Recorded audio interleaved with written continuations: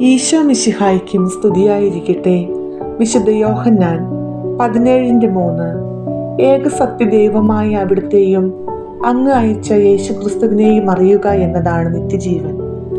ഈ വചനം നമ്മെ പഠിപ്പിക്കുന്നത് യഥാർത്ഥ നിത്യജീവൻ ദൈവത്തെ അറിയുന്നതിലാണ് എന്നും യേശു ക്രിസ്തുവിൽ വിശ്വസിച്ചും അവിടുത്തെ അനുഭവിച്ചും മാത്രമേ അത് കൈവരിക്കാനാകുള്ളൂ എന്നും തന്നെയാണ്.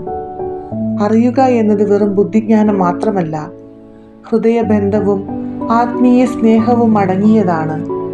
ഏകസത്യനായ ദൈവത്തെ തിരിച്ചറിഞ്ഞും അവൻ അയച്ച രക്ഷകനായ യേശുവിനോടുള്ള അടുപ്പമുള്ള ബന്ധത്തിൽ വളർന്നു മാത്രമേ മനുഷ്യ ജീവിതത്തിന് യഥാർത്ഥ അർത്ഥവും നിത്യലക്ഷ്യവും ലഭിക്കൂ. ക്രിസ്തുവിനോടൊപ്പം നടക്കുന്നതിലൂടെ നമ്മൾ നിത്യജീവന്റെ ഉറപ്പും ദൈവത്തിന്റെ സമാധാനവും അനുഭവിക്കുന്നു. പിതാവേ, അങ്ങയെയും അങ്ങ് അയച്ച യേശു ക്രിസ്തുവിനെയും അറിയുന്നതാണ് യഥാർത്ഥ നിത്യജീവൻ എന്ന് പഠിപ്പിച്ചതിന് നന്ദി.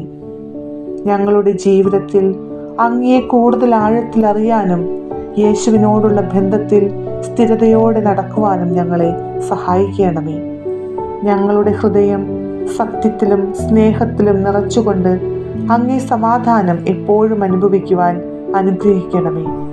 ഞങ്ങളുടെ ജീവിതം അങ്ങേ മഹത്വത്തിന് സാക്ഷിയായിരിക്കട്ടെ. ആമേൻ.